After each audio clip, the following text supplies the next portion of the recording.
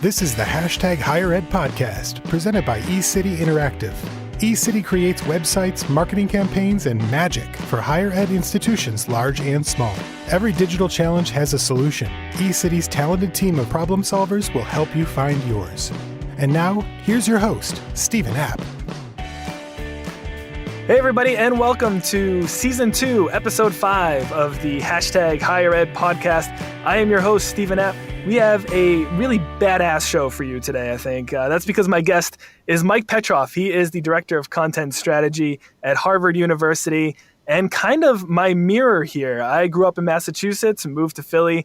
Mike grew up in Philly and moved to Massachusetts, where he's now in the Ivy Leagues for Harvard. And we're going to be talking about the Harvard Gazette.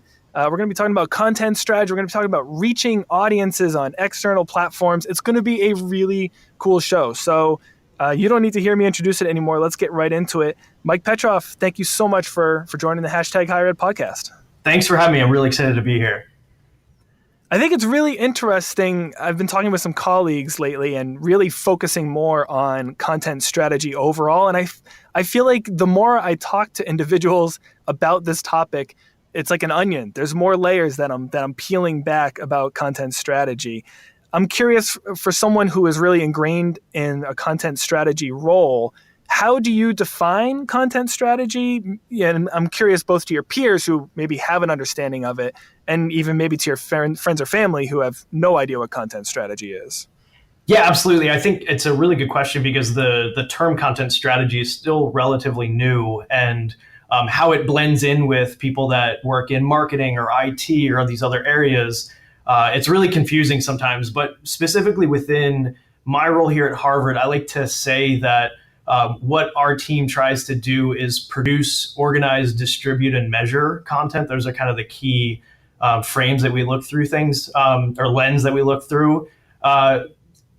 Within that, we're also building best practices. We're looking at experimentation and testing. We're looking at continuous improvement. So these other things that we try to do on a day-to-day basis, but that's generally what folks working in content strategy do here. When it comes to describing this to friends and family, it gets tricky. I tend to say I do web and social media work. If they have a question, then I talk about it. But if they're like, and they just nod their head, then I just move on to the next thing. Not a great icebreaker at parties.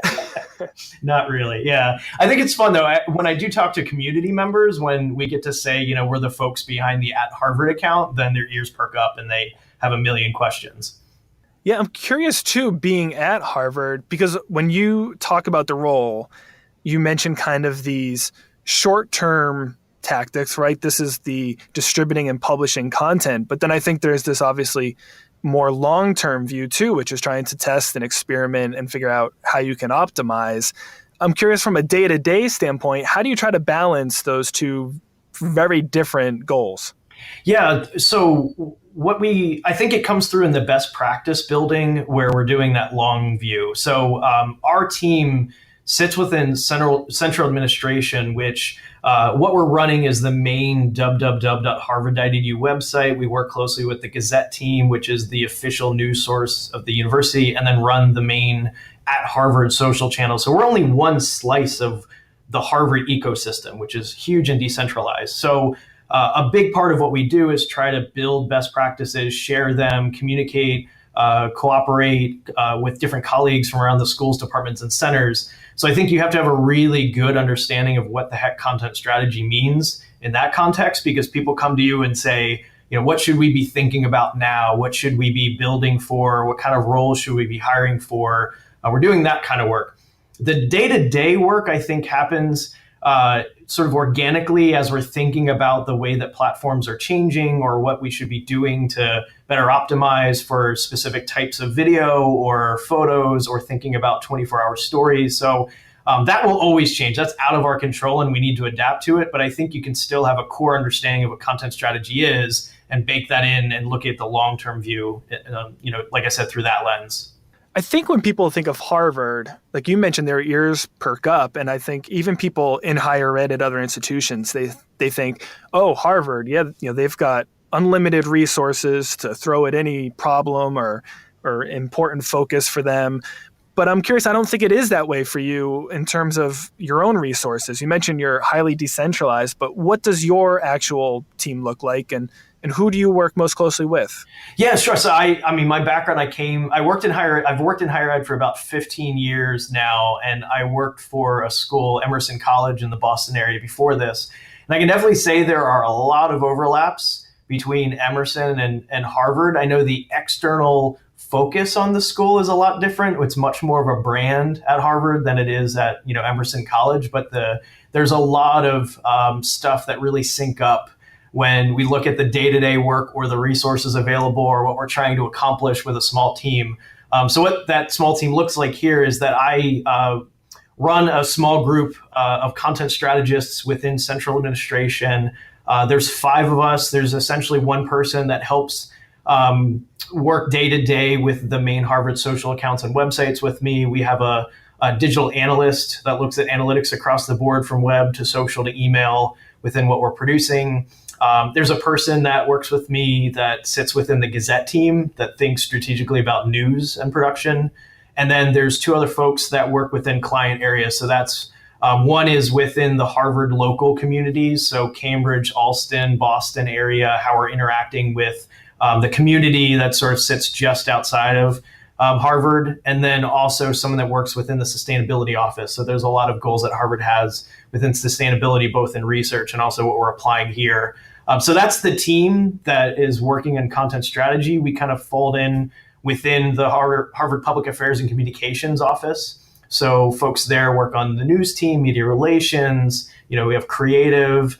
So all of us kind of work within the central umbrella. And then there are myriad different ways that that's set up across the institution in different schools and departments and centers. So we try to create good relationships with folks that are in similar environments at different schools, like the business school or the ed school or other things like that around Harvard. Seems easy. It is. I will say, like, my brain exploded every day I came home from work after the first 3 months or 6 months I worked here. But now that I've been here about 5 or 6 years, I just find the work fascinating, the people fascinating. I mean, one of the cool things that Harvard has that it does give you is that there's never a shortage of things going on or people visiting or events happening or students creating cool stuff. So I think that's where we really benefit, is just having such a breadth of content to pull from and amplify on a day-to-day basis. Yeah, let's talk about one of those channels in particular, and you've mentioned them a couple times. That is the Harvard Gazette, and I should note that the Harvard Gazette just completed a pretty sizable redesign. Curious just about the Harvard Gazette, Mike, because I feel like when I'm looking at it, I'm looking at the URL, even the internal links, just the visual treatment. It's a newsroom, but it feels like Harvard is treating news differently than other organizations. Would that be an accurate statement to you? And how did that happen? Yeah, so the Harvard Gazette team essentially runs like a mini newsroom within our department, and it's really, really cool to watch. So I work really closely with that team, and they have a small group of writers, a couple of editors, and then they work closely in collaboration with the creative team for photography or video, and then also content strategy as well, thinking through like how are they putting together these stories, how are they reaching audiences through distribution.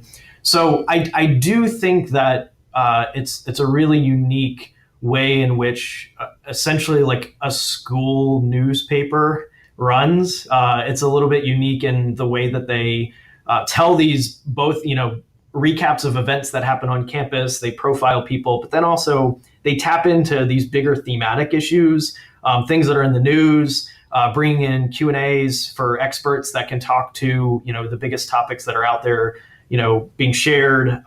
They also cover bigger features, things like, inequality, or things like the Edge of Discovery series they just did on these huge topics that are just on the cusp of a lot of new revelations, and they can tap into Harvard experts and faculty to learn more about it. So I would think of them as more of a magazine than a blog or a press release engine, which is different from what other folks do. So they think they've really found the niche that's important to what the needs of Harvard are. And they produce really, really strong content, whether it's news or profiles or features.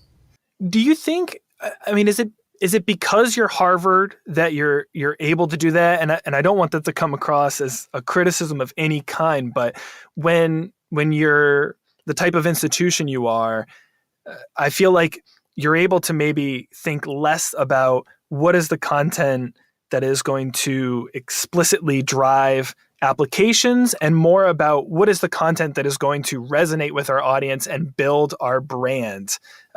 That feels like it's something that maybe is a little unique to your institution.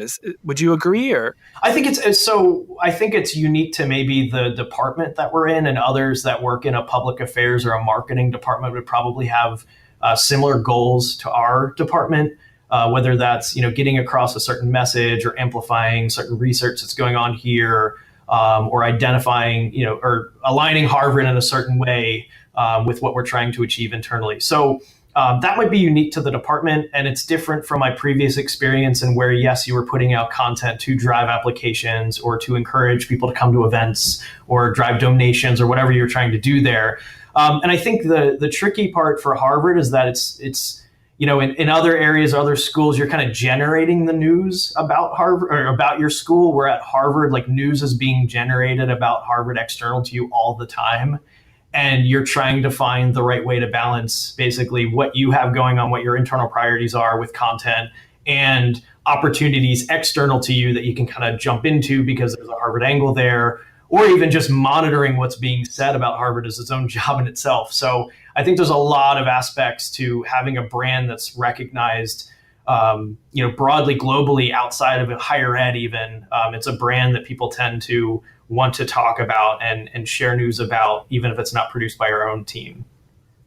Yeah, so certainly pros and cons that come with being such a well-known brand. Yeah, definitely.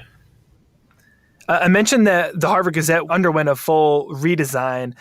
I think this is something that a lot of institutions maybe struggle with, and I'm curious to know from your perspective, as an internal team, as someone who's contributing to the Gazette, I mean, what are some of the signs, or is there an aha moment? Is it just over time? How does an internal team decide, we need a fresh look, we need to revamp this site?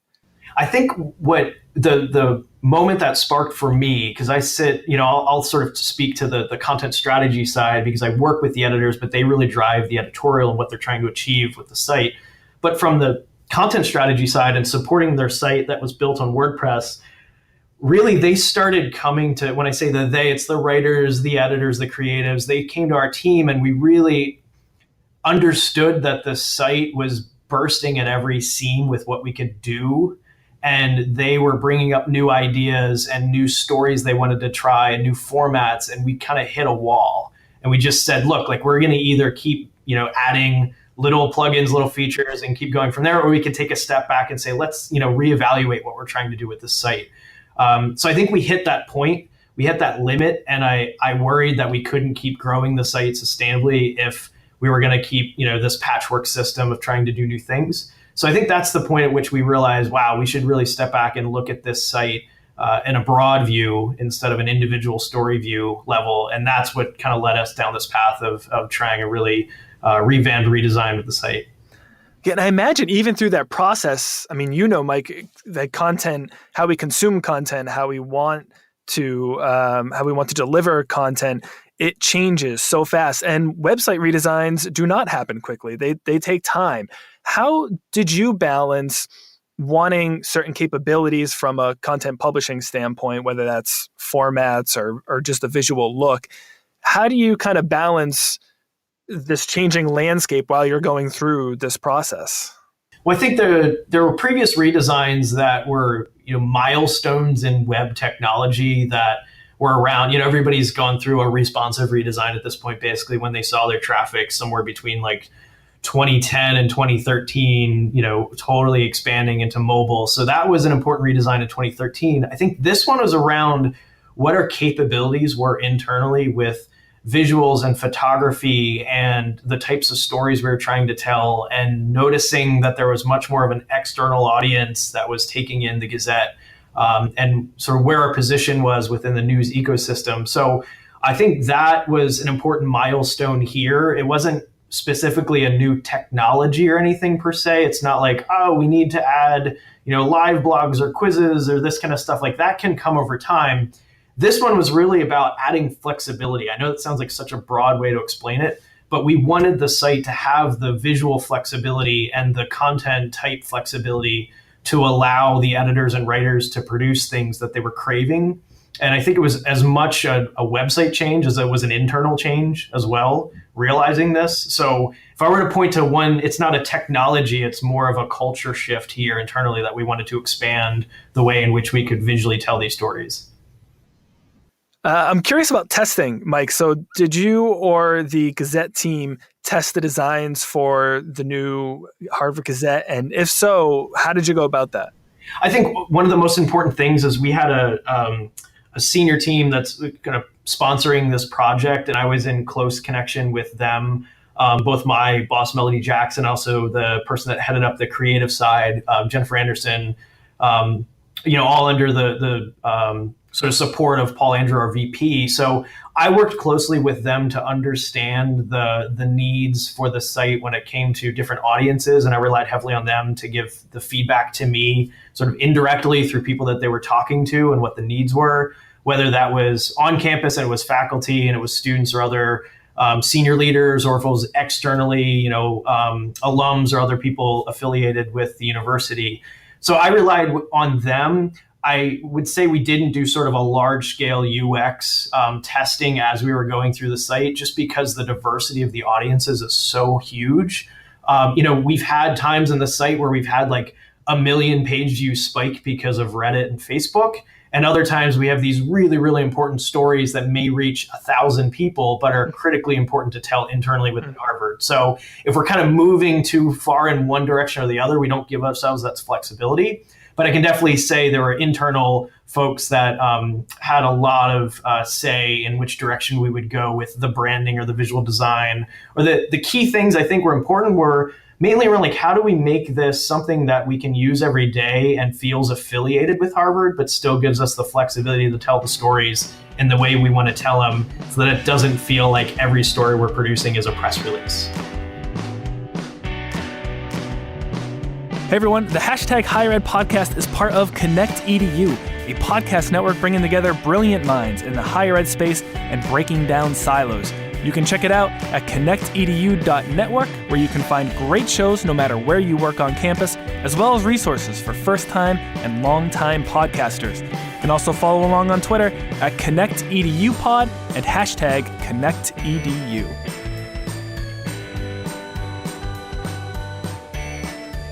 Of course, the Harvard Gazette is an owned channel, and one of the bigger things that any content strategist has to focus on is reaching your audience where your audience is, and that might not always be on unearned platform. I'm curious, Mike, for you, one of the things that's recently come up a lot with higher ed is Facebook. Of course, Facebook recently changed their algorithm. It's penalizing publishers and brands. I'm curious, from your perspective, do you think higher ed institutions were taking Facebook's built-in reach for granted as a marketing tool?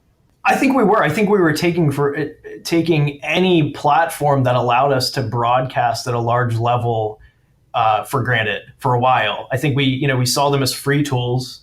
We saw the followers and reach grow. I think people weren't really too focused on who those people were. They were more focused on what the numbers were.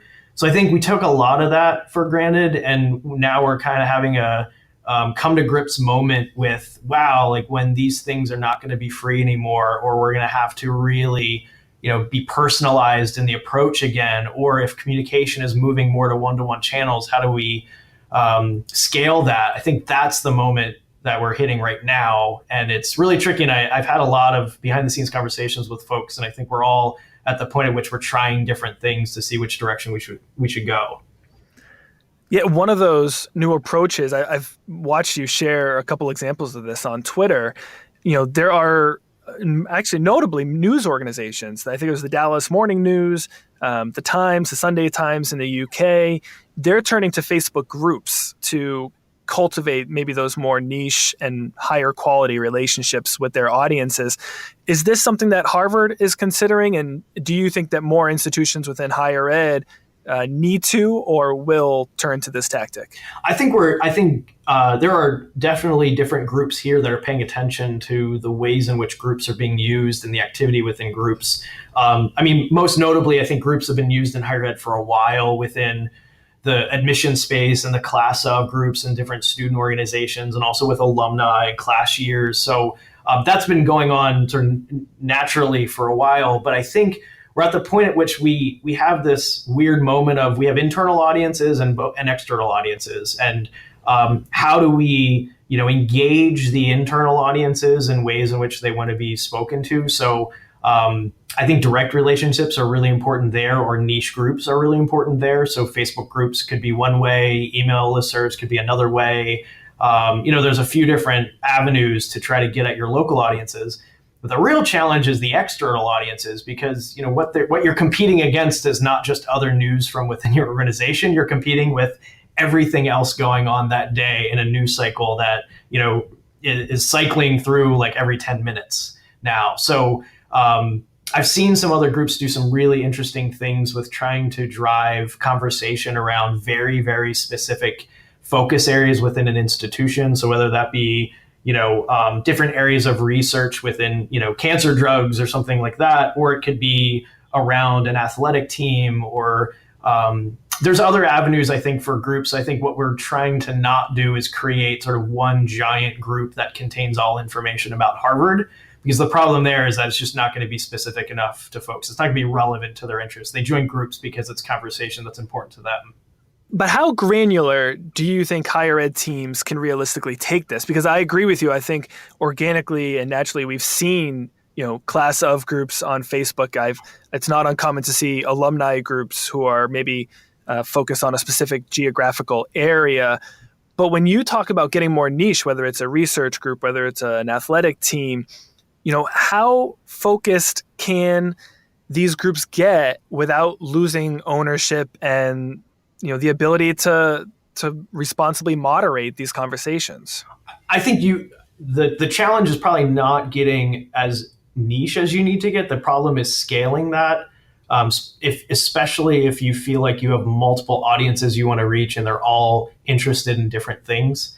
That's where I think you have to find your limit and maybe do one vertical really well, or find the vertical that works as a Facebook group, or another vertical may work as more of a broadcast email. I think you can try different things. I think that the challenge will still be in how are you in all places at once and can sort of be the chaperone in those groups and make sure that the conversation is helpful. I think the other thing we do have to do, we kind of mentioned it, is we have to give up some ownership. Sometimes if there's a great conversation happening and we can sort of act as a group member rather than a moderator, that might be a good way to play it too. So, what people are looking for from us is expertise, connections, different things that we can provide. And we have to understand what they're looking for in the moment. The last thing I'll say about groups too is that I think this is broadly across social media too, but this is a change from the mindset that we used to have with web, was like things are permanent. We used to have this understanding that if we made a website, it had to last a long time and it had to be a bunch of different things all at once. And it had to be there for 10 years. With social, we're learning that, yes, while it's important to understand when and why you have an account, a lot of these social groups are ephemeral and they disappear after 6 months or 2 years or 3 weeks.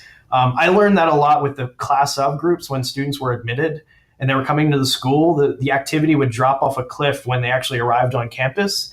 And at first we were thinking like, this is terrible. We got to keep the activity going. And then we realized quickly that they're just finding there are other groups to be involved with and they don't care. That's not a bad thing. We introduced them to each other and they moved on from there. So I think we have to understand if we're moving into groups or other types of these ephemeral conversations that are happening, we have to understand that they might disappear in weeks and we have to be okay with that. Mike, one of the interesting things that goes along with these different communities and different capabilities that are emerging is voice search. And I know that you are on the early adopter side of trying to get Harvard involved with voice search. Can you maybe even just tease a little bit what it is that you're working with for Harvard that is taking advantage of voice search, and I guess why you're deciding it's important for you to get involved in voice search. Yeah, absolutely. So as part of what we were exploring with the Harvard Gazette redesign, we were just thinking of different distribution and format methods that we can reach audiences with, and looking naturally at where people are going. One of the things that the writers have been exploring, have been creating pretty regularly now, is different podcast ideas, sort of shorter 10 to 20 minute audio interviews that are edited together, just like we're doing right now. But I think they're trying to just explore that as a different format. Another thing that we're thinking through audio-wise was the way in which people sort of interact with content. And we were approaching different ways for web. We've been trying different things for social, but we really never explored that area of either like a chatbot interface through Messenger, or also just an audio interface through Alexa or a Google Home device. So one of the early things we started doing was just understanding the structure and the ways in which Alexa would pick up content through feeds, or the ways in which Google Home would interact, and the way Knowledge Graph would pick up information. If you asked it a question about Harvard, what was it picking up from? So a lot of it was metadata. It loves like core content strategy work. But then I think the cool part for the user is that we can just say, hey, on your Alexa, you can add Harvard Gazette as a feed. So we've done some stuff in the back end. It's not live yet because we're still kind of working out the details of the way in which the feed will look and what we want to do with that. But I think it's a really important area for content strategists to think about, that it's not just the content that you're publishing to a website or to social media, but it's also how these devices will try to take what the user is giving it as an input and search and scrape the web and find something to give it as a result. One of the things that's interesting with the voice is that I feel like it really embodies this roller coaster trend that we've been on when it comes to collecting data, measuring ROI. Earlier in digital, right, when everything was new, it was we're pushing content and we're reaching these audiences on all these different channels. We don't know if it's working, but we're doing it. And then we had this shift where we can measure anything and everything, and I can tell you where people are coming from and how they're reacting to content. I feel like now we're actually transitioning back to this environment where we're maybe just not sure how the content is performing, but we know it's important to produce it.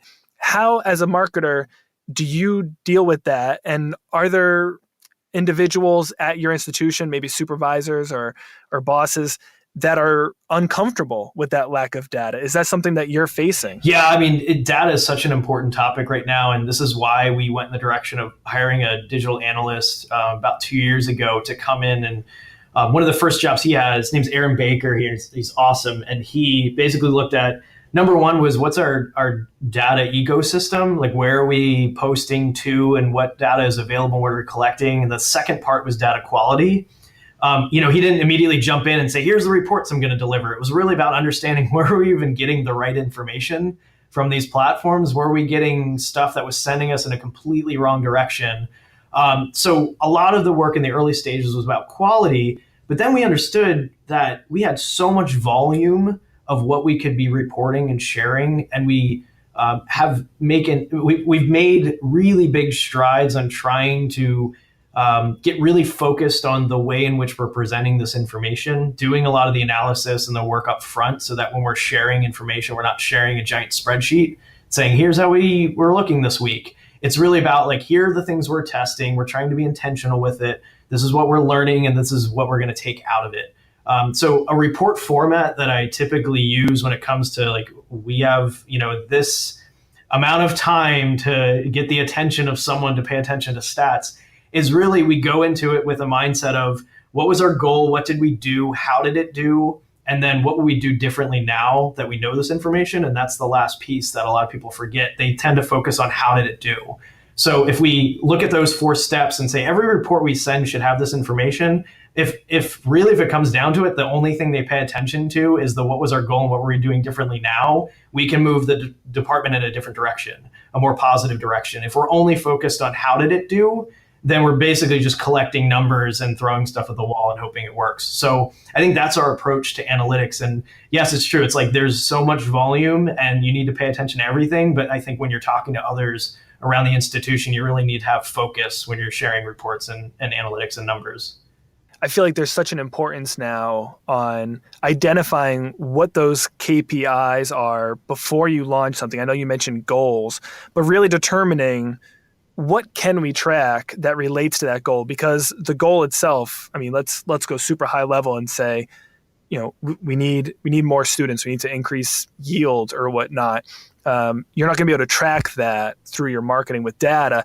But I imagine the key is really identifying what the KPIs are that you can track that relate to those overall goals. Is Absolutely. that right? Or you add another layer to it where if you know you need to collect qualitative information that's not available within the platform of the insights, then you need to survey, you need to focus group, you need to collect information that's augmenting the stats that you're collecting through the platform. So, I mean, we've done that as well when we're looking at, the redesign, or we're looking at asking people questions about their interactions with the email and their perception of Harvard in a certain way, or their preference for a content type. I think you learn a lot from that extra piece of information. It might take a little extra work, or you might have a representative sample of 10% of people giving you information, but that's incredibly helpful to help dispel myths that might be internal, or there's a lot of anecdotes that are shared where it's like, students don't care about email, so they want a Twitter account. You've heard that a lot, probably in higher ed.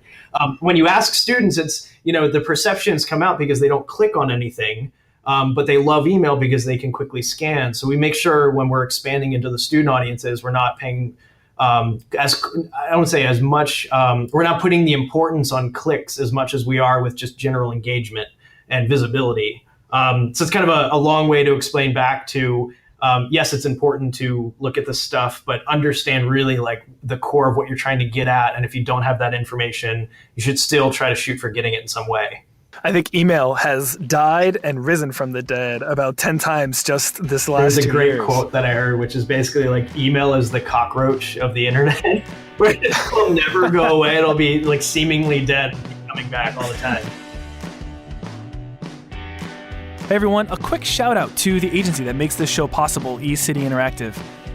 I really do love coming to work every day at eCity, and that's not just because everyone shares my love of donuts, but that's really because I get to collaborate with a talented team working on everything from user experience to content and digital marketing to web design and development and a whole lot more. Our work has earned us an incredible roster of education clients, including the University of Pennsylvania, George Washington University, Petty School, Cornell, Drexel, Rutgers, and many others. So if you're looking to improve your web and digital presence and better communicate your school's story, visit us online at ecityinteractive.com and get in touch.